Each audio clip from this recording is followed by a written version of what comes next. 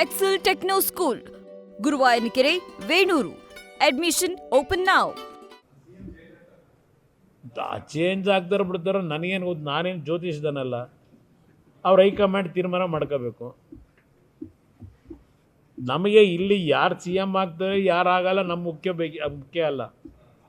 ಇವತ್ತು 136 ಸ್ಥಾನ ಕೊಟ್ಟರು ಜನ, ಇಲ್ಲಪ್ಪ ಒಳ್ಳೆ ಆಡಳಿತ ಕೊಡಿ ಅಂತ. ನೀವು ಮಾಡ್ತಿರೋದೇನು? ಇವತ್ತು ನಡೀತಿರೋದೇನು ರಾಜ್ಯದಲ್ಲಿ? ದಾಖಲೆ ದಾಖಲೆ ದಾಖಲೆ ಅಂತ ಇವತ್ತು ಯಾವುದೋ ಪತ್ರಿಕೆಯಲ್ಲಿ ನೋಡಿದೆ. ಅದಂಥದ್ದು ಅಬಕಾರಿ ಸಚಿವರನ್ನ ರಕ್ಷಣೆ ಮಾಡೋಕ್ಕೋಸ್ಕರಲೇ ಎಲ್ಲ ವ್ಯೂಹ ರಚನೆ ಮಾಡಿದ್ದಾರಂತಲ್ಲ ಮುಖ್ಯಮಂತ್ರಿಗಳು. ಅಬಕಾರಿ ಸಚಿವರಿಗೆ ಕೇಂದ್ರ ಸರ್ಕಾರದಿಂದ ಟಾಸ್ಕ್ ಕೊಟ್ಟಿದ್ದರು ಅವ್ರನ್ನ ರಕ್ಷಣೆ ಮಾಡೋಕ್ಕೆ ಅಂತ ಹೇಳಿ ಪತ್ರಿಕೆಯಲ್ಲಿ ಯಾವುದೋ ನೋಡಿದೆ. 25 ಲಕ್ಷ ರೂಪಾಯಿನ ಪೊಲೀಸ್ ಅಧಿಕಾರಿಯರು ಲೋಕಾಯುಕ್ತನ ರೆಡ್ ಹ್ಯಾಂಡ್ ಆಗಿ ಹಿಡಿದು 3 ಜನ ಅಧಿಕಾರಿಗಳು ಯಾವ ದಾಖಲೆ ಕೊಡಬೇಕ್ರಿ? ಅವತ್ತು ಆ 25 ಲಕ್ಷ ಸಮೇತ ಹಿಡಿದಾರಲ್ಲ ಅಧಿಕಾರಿಗಳನ್ನ, ಮಧ್ಯರಾತ್ರಿ 2 ಗಂಟೆವರೆಗೂ ಏನೇನು ನಾಟಕ ಆಡಿದ್ರಿ? ಯಾವ ಹಾಸ್ಪಿಟ್ಲಿಗೆ ಸೇರಿಸೋದಕ್ಕೆ ಆ ಅಧಿಕಾರಿನ ಪ್ರಯತ್ನ ಪಟ್ಟು ಆಸ್ಪತ್ರೆ ಡಾಕ್ಟ್ರು ಅಯ್ಯೋ ಇಲ್ಲಪ್ಪ ನಮ್ಮ ಕುತ್ತಿಗೆ ಬರುತ್ತೆ ಅಂತ ಹೇಳಿ ಆಸ್ಪತ್ರೆಗೆ ಸೇರಿಸ್ಕೊಳ್ಳದೆ ಹೋದ್ಮೇಲೆ ಮಧ್ಯರಾತ್ರಿಲಿ ಆಗ ಏನೇನು ಡ್ರಾಮಾ ಮಾಡಿದ್ರಿ ಗೊತ್ತಿಲ್ವಾ ನನಗೆ?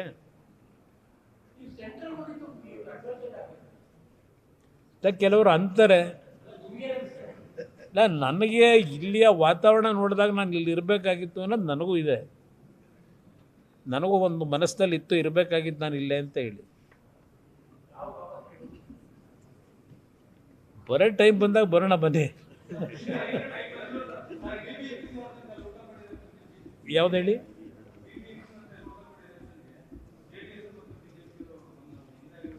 ಚರ್ಚೆ ಇನ್ನೂ ಮಾಡಿಲ್ಲ, ಚರ್ಚೆ ಮಾಡ್ತೀವಿ. ನಮ್ಮಲ್ಲಿ ಯಾವುದೇ ರೀತಿಯ ಸಮಸ್ಯೆಗಳಿಲ್ಲ.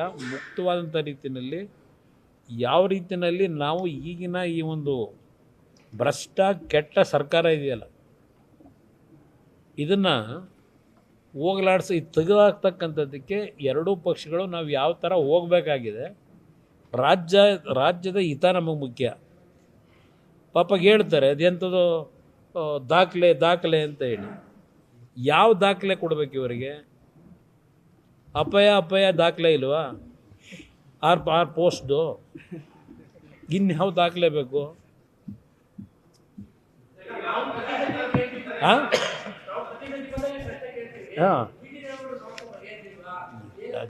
ಯಾವ್ದು ಬಗೆಹರಿದಿದೆಯಲ್ಲ ಅದೇನು ಬಗೆಹರಿತಕ್ಕಂಥದ್ದು ಏನಿಲ್ಲ.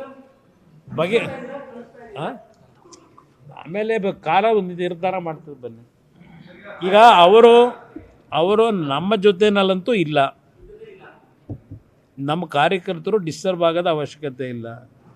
ಅವರು ಮಾಧ್ಯಮದಲ್ಲಿ ಮಾತನಾಡೋದು ನೋಡಿದಾಗ ಎಲ್ಲೋ ಒಂದು ಕಡೆ ಅವರು ಸಿದ್ದರಾಮಯ್ಯನವರನ್ನು ಮೇಲಕ್ಕೆ ತಗೊಂಡೋಗ್ತವ್ರು ಆಕಾಶಕ್ಕೆ.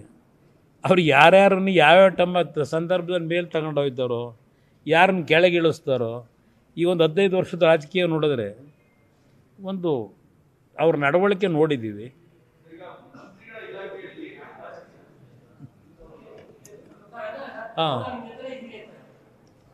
ನಾವು ಇಲ್ಲಿ ಇದ್ಕೊಂಡು ಈಗ ಕಾಂಗ್ರೆಸ್ ಮುಖ್ಯಮಂತ್ರಿ ಹೊಗಳಿದ್ರೆ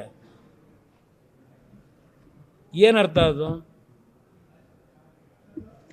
ಕಾಂಗ್ರೆಸ್ ಮುಖ್ಯಮಂತ್ರಿಗಳನ್ನ ಹೊಗಳ್ಕೊಂಡು ಇನ್ನೊಂದು ಜೆ ಡಿ ಎಸ್ ಅಲ್ಲೇ ಇದ್ದೀನಿ ಅಂತ ಹೇಳಿದ್ರೆ ನಗಲ್ವ ಯಾರಾದರೂ? ಒಂದು ನಿಷ್ಠೆ ಇರಬೇಕು, ಒಂದು ನಿಯತ್ತಿರಬೇಕು. ಆಮೇಲೆ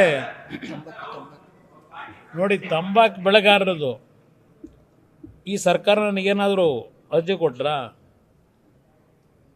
ತಂಬಾಕು ಬೆಳೆಗಾರರ ಸಮಸ್ಯೆನೂ ಬಗೆಹರಿಸ್ತೆ. ಕೊಂಡ್ಕೊಳ್ಳೋದಕ್ಕೆ ನಿಲ್ಲಿಸಿದ್ರು, 18% ಟ್ಯಾಕ್ಸ್ ಹಾಕಿದರು. ಏನು ಹೇಳಿ?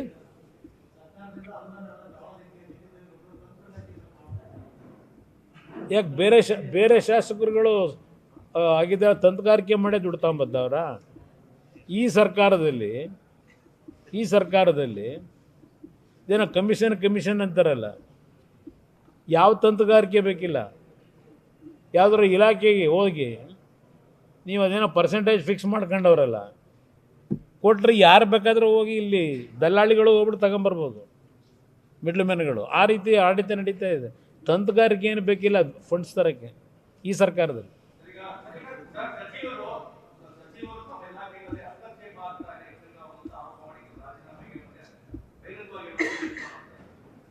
ಇದೆ, ಅದು ನಡೆದಿದೆ.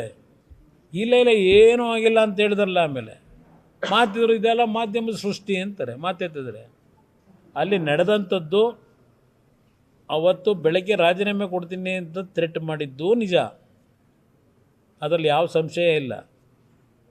ಇಲ್ಲಿ ಥ್ರೆಟ್ ಆದರೆ ಇಮ್ಮಿಡಿಯೇಟಾಗಿ ಕಾಂಪ್ರಮೈಸ್ಗೂ ರೆಡಿ ಇರ್ತಾರೆ. ಯಾವುದೇ ಅದೆಂಥದ್ದು ಹಿಂದೆ ಪದಬಳಕೆ ಮಾಡಿದ್ರು ಸಿದ್ದರಾಮಯ್ಯನವರೇ ಮಾಡೋರು. ನಾನು ಆ ಲೆವೆಲ್ಗೆ ಇಳಿಯೋದಿಲ್ಲ. ಈ ಸರ್ಕಾರದ ಬಗ್ಗೆ ನಾವು ಪದಬಳಕೆನೇ ಇಲ್ಲ ಇವತ್ತು ಹೇಳೋದಕ್ಕೆ, ಅಷ್ಟು ಕೂಲಿಗೆಟ್ಟೋಗಿದೆ ಇದು.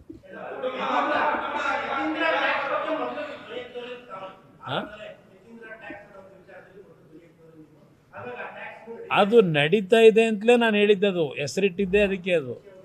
ಅದಕ್ಕೆ ಇಟ್ಟಿದ್ದ ಹೆಸರನ್ನ ಈಗಲೂ ನಿರಂತರವಾಗಿ ಅತ್ಯಂತ ಅವರವರಲ್ಲೇ ಪಾರದರ್ಶಕವಾಗಿ ನಡೀತಾ ಇದೆ.